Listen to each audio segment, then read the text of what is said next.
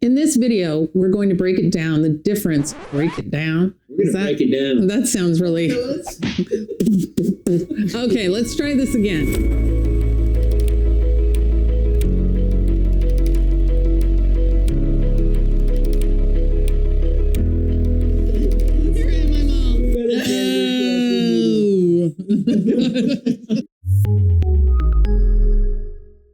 When you're buying new construction, one of the first decisions you'll make can completely change your experience, and most buyers don't realize it until it's too late. Purchase spec home versus to be built. They sound similar, but they can meet totally different timelines, costs, and outcomes. A lot of buyers walk into new construction thinking they'll just pick a house, but what they don't realize is they're actually choosing between speed and customization, simplicity and control. And that decision impacts everything from how long you wait to move in, to how much you spend, to how much stress you deal with. We're going to break down the real difference between a spec home and a to-be-built home, so you can confidently decide which one is right for you. I'm Erin Smiley with New Construction Market Experts. We've helped a lot of buyers go through this exact decision, and we've seen firsthand how choosing the wrong path can lead to frustration, delays, and unexpected costs, which no one wants. In this video, we're going to walk through what each option actually means, how much control you have, the timeline differences, the money side of it, and how to know which one fits your situation best. Let's start with the basics. What is a spec home?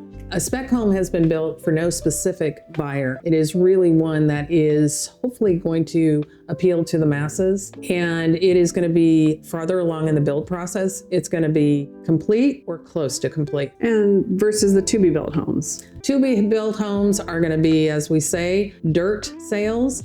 That is where you are going to get to personalize all your finishes, and it's going to be a longer build process because you are going to the design center and picking options. So if somebody really wants to personalize their home, is the to-be-built the best option for them? It is the option to pick for you. It gives folks the option to personalize hard finishes, which in the business, that's going to be your countertops, flooring, cabinets, all of the cosmetic parts of it. You can also do, in some cases, structural changes where you can put in prep kitchens, you can change lofts to fifth bedroom. So you are going to be able to make some changes versus a spec home, no changes. So it gives them the opportunity to truly personalize it and make it theirs. You can. And this is a big deal, buying a house. It's exciting when you can personalize. But we can often see really good deals on spec homes, right? Yes, you are going to potentially get deals and incentives on your move-in ready home or close to.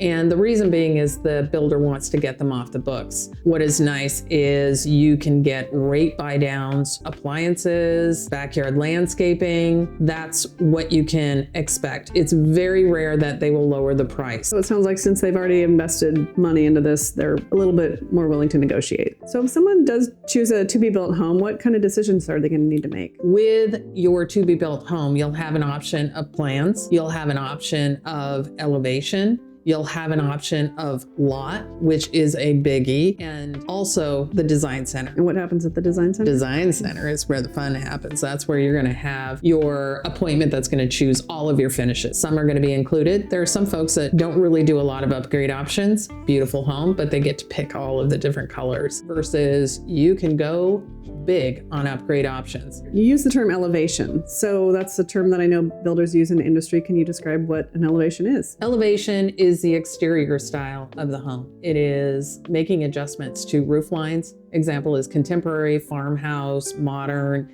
And normally this doesn't have any effect on the square footage of the home, but it is going to give you a variety. So not every home looks alike. So in regards to spec homes and to be built, timing seems to be, an important issue. It's a big issue. If you're relocating and you need a house in 30 days, you're not going to have enough time to do a to be built, or you're looking at temporary housing. So you're looking at a inventory or soon to be move in. Your to be built, that could be a 5 to 8 month process, depending if you're getting an option to make structural changes where they have to resubmit the home. It could be 5 to 8 months. So what about the financial side? Do buyers need more money up front on one type of home versus another? So with your to be built, you can expect earnest money deposit. That's usually within the week you go under contract, and design center deposits. And that is something you do need to factor in. It could be $10,000. It could be $200,000. And if I make no upgrades, it could be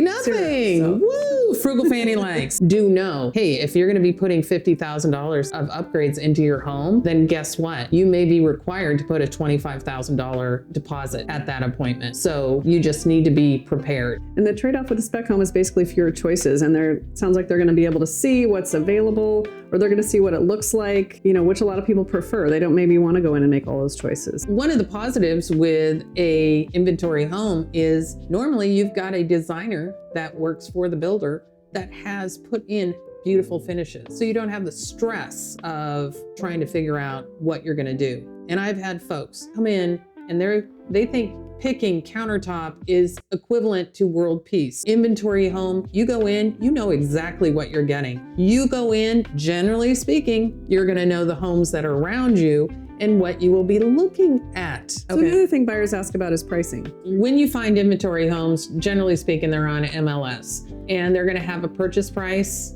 You're going to see that. You're going to be able to go under contract with that price. With a to be built, that is usually base pricing. Also, one of the things that you can do with a to be built home is you can lock down your purchase price. So some builders, some buyers really like to be able to walk through the home before they buy it. You want to feel the space. You want to get an idea of, oh, this is where the Christmas tree is going to go this year.